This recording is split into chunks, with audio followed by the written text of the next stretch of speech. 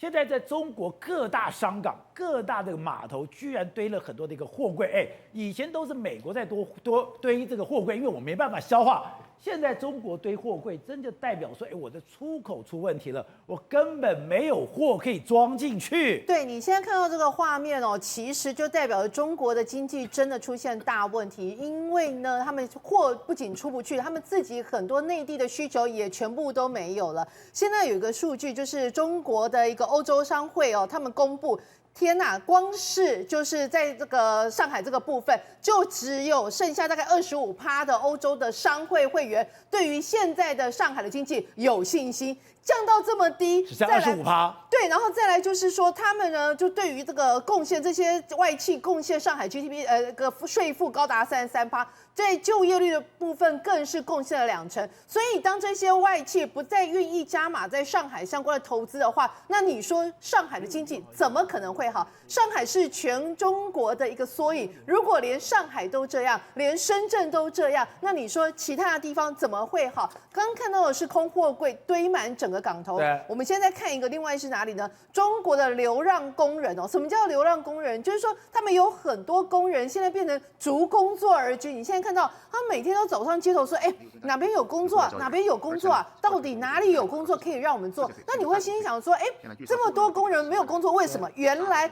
中国的工厂不断的撤出。刚提到中国就是欧洲商会只剩下2成多的人愿意留在中国，在这种情况之下，当然就开始 run， 不只是中国人要 run， 连外企都要 run。难怪习近平在《求是》杂志讲，总需求不足是当前经济运行的面临重要问题。还有，我的经济重点在于扩大内需，促进消费，引外资，要有效的防范重大金融风险。对，那为什么这样？因为外企全部被你中国这边给习近平这边搞砸了嘛，大家吓死了，吓死了。大家对你这个严格的风控政策，对你跟美国这关系搞得这么紧张，大家外资不太可能会继续加码投资，外国人不来，所以习近平把脑袋只剩下国内需求、国内的消费，所以他才会说，首要的就是要去包括扩大的中国的一个相关的需求啊，然后消费能力啊，还有就是刺激中国企业的一个相关的投资啊、公共建设啊。问题是，你说归这样说，谁敢真的这样做呢？因为你看，你现在看到画面空荡荡，全部都是厂区空荡荡。那为什么厂区空荡荡？因为没有订单啊。在没有订单的一个情况之下，那个有工厂要干嘛？养工人要干嘛呢？这个影片就讲。现在是真的非常困难，我们就算把利润压到0，都拿不到货，都拿不到，而且他就直接跟你说，上海、东莞、深圳全部都集了一大堆，就是要找工作的人，所有生产线全部都空下来了。他们说啦，现在其实是这样，连原本是做苹果生意的这些厂商也都没有生意了，所以就代表着苹果现在可能也减少在中国的一个生产量。在这种情况之下，中国可以说是开始进入到百业萧条的一个情况。还有一个数字可以看得出来，哪一个数字呢？家乐福。我们都知道消费是这样子，一般人呢，你只要是要去吃啊喝啊，一定都是大卖场。结果他们现在发现一件很可怕的事情，家乐福在前3季，2022年前3季竟然关了54家，关了54家，内需，对，它代表着完全几乎是没有内需。那事实上呢，现在中国的家乐福是苏宁易购当时在2019年的时候用48亿人民币吃下来的，所以这代表着，当你中国的家乐福家数开始在锐减的情况之下，那你说苏宁易购它本身的营运状况会好吗？当然不会，因为它也会更进一步的拖累到你中国的这个母公司苏宁易购的影响。还有最荒谬的一件事情是，中国现在竟然传出来，银行不让就是房贷户提早还完房子，那你心里想说，丢高呢，我有钱，我被还掉尾三呢，因为我要继续赚你的利息。对，因为他要继续赚你的利息，他们就说，如果现在这些中国的房贷户都提前要来还完这房子的话，他估算下来光是在1年的利息钱他就少赚了200-300亿。在这种情况之下，他当然是不愿让你中国赶快还完房贷。好，廷慧。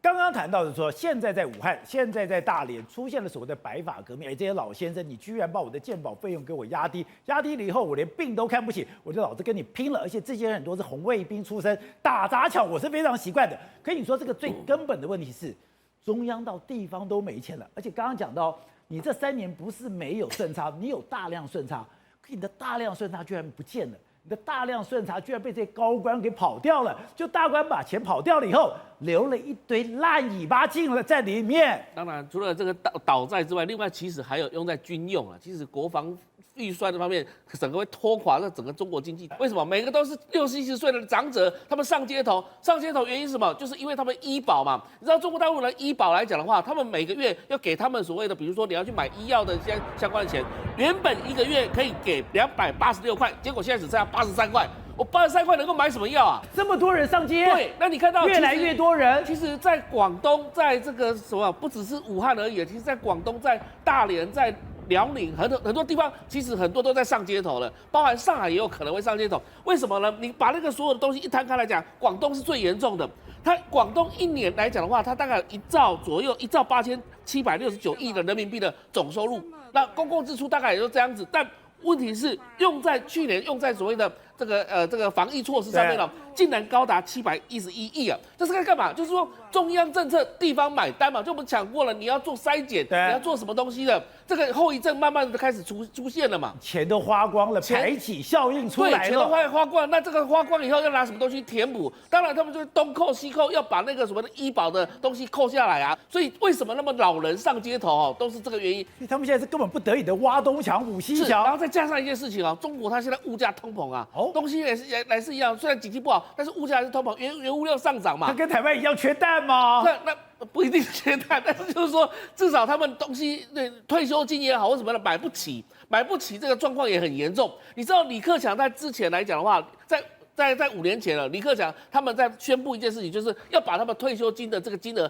加高，也就是说按照 GDP 的方式来乘以比重，然后把他们加高。但是那时候全国一片欢腾啊，为什么？因为这个李总理做得好，但是现在李总理要走了，要换另外一个李总理来，到底能不能够压得住？而且不要忘了哦，2月8号开始上街头，2月15号又一波上街头，2月底会不会再上街头？现在在全面压制，为什么？3月5号要两会了3月5号两会的时候，整个怎么习近平会让你整个全国暴动，然后全国上街头？但问题是这些都是有经验的老兵哦，这些上街头都退休的这个武警或是相关的军警哦，他们说不定还比这些现任的警察还更熟练哦，他们说不定还有办法去对付他们，而且他们沿途唱国际歌，唱中华人民共和国的国歌，相信这些他们不是不爱国，而是什么生活受不了了，中国经济状况已经下滑到这种严重的地步，他们地方政府真的没钱了，真的地方政府没钱，中央政府也没钱，当地方政府。但中央政府可能有钱，那么钱包跑去哪里？那地方政府的这个钱呢，基本上很多漏洞都需要填补。我刚刚讲了，中央政策地方买单，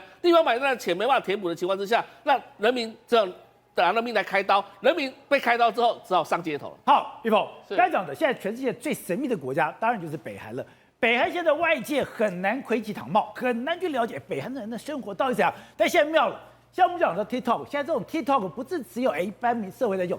你打这个 TikTok 也打进了北韩，那现在很多人居然就拍了影片居然放了 TikTok， 然后我才看到哦，原来北韩的生活是这个样子。对，全世界最让人家好奇的国家是哪里？就是北韩。北韩的话，很多地方人根本进不去嘛，对不对？但是 TikTok 竟然有一个账号，这账号叫什么？North Korean Life。好，北韩人的生活，你看到不是，而且什么？它有一支的影片浏览量居然高达1900万。在这么多里面的话，有包括他们的穿着打扮，然后有包括他们这个小学生跳体操，但是最红的就是这一支1900万，你把它拉来看，很无聊哦，它就是上班，什么意思？你看这影片，这影片有1900万的一个点阅率，因为大家不敢相信说你在这个纪念碑旁边上班的主要干道，北韩的首都平壤的主要干道，大家是骑脚踏车上班，而且非常的没有什么车，没有什么车，不塞车，对，他就说哇，这个直辖市，然后呢，首都竟然上班时间是没有这么的拥挤，然后呢，大家平常都是以脚踏车，然后另外一个也很特别的影片啊，是这个他有讲说，很多人在笑说 ，Many people think that North Korea has no cars。他说你们都说我们骑脚踏车，可是影片是这样嘛？但是他另外一支就你看哦。他说有很多的车 ，so many， 但是开来开去就是一台用代。然后呢，第二版的时候呢，又把后面加长了。没有，你看这是一台什么？